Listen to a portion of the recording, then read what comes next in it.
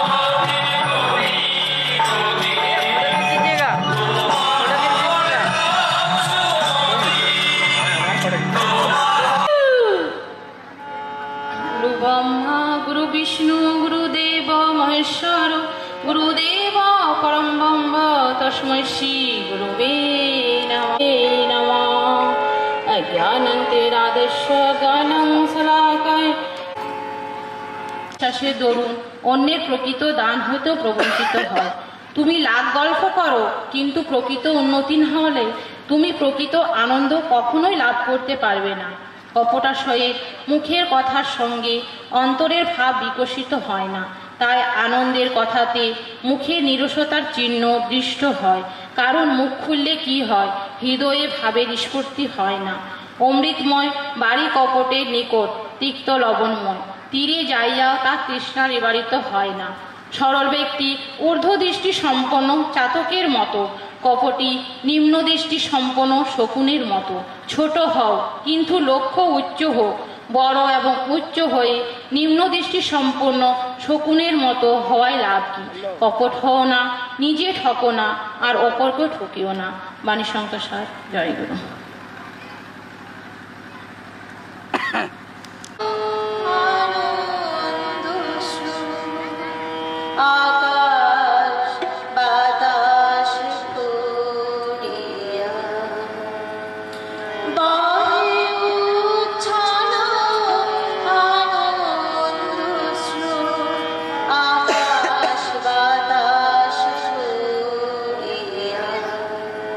শত সহস্র জনসা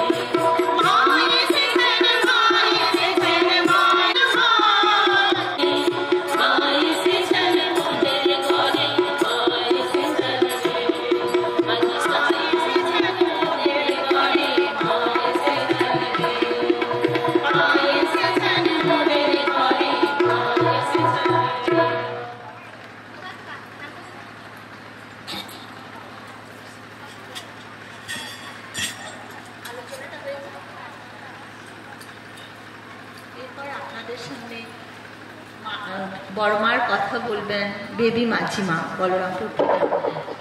হ্যাঁ,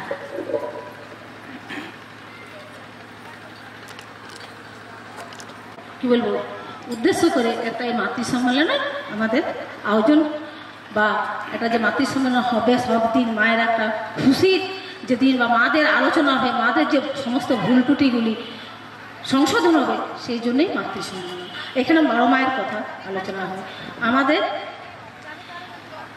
মাতৃ সম্মেলন হোক আর সৎসঙ্গ হোক, আমাদের উদ্দেশ্য হলো একটাই, ঠাকুরকে মাথায় নিয়ে চলা, ঈশ্বর প্রাপ্তি লাভ করা, এটাই হলো আমাদের উদ্দেশ্য।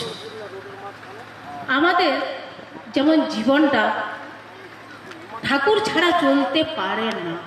আমরা যদি একটা এখানে প্রদীপ জ্বালি এখন ঠাকুরের কাছে, সেটাতে যেমন আমরা তেল কিংবা ঘি না দিলে কিন্তু সেই প্রদীপটা কখনোই জ্বলবে না, তেমনি আমাদের ঠাকুর ছাড়া আমাদের জীবন চলতে পারে না, কারো জীবন চলতে পারে না। তাহলে আমাদের একটাই উদ্দেশ্য, প্রত্যেকটা মানুষের আমাদের ঈশ্বর প্রাপ্তি লাভ করা। যারা এখনো পর্যন্ত দীক্ষা হয় না তারা জানবেন যে এখনো পর্যন্ত কিন্তু অন্ধকারে আছে। আমাদের গুরু ধরা বা ঠাকুর ধরা, গুরু শব্দের অর্থই হলো, গুরু শব্দের অর্থ হলো অন্ধকার, এবং রু শব্দের অর্থ হলো আলো বা আলোর জ্যোতি। অর্থাৎ গুরু শব্দের অর্থই হলো অন্ধকার থেকে আলো।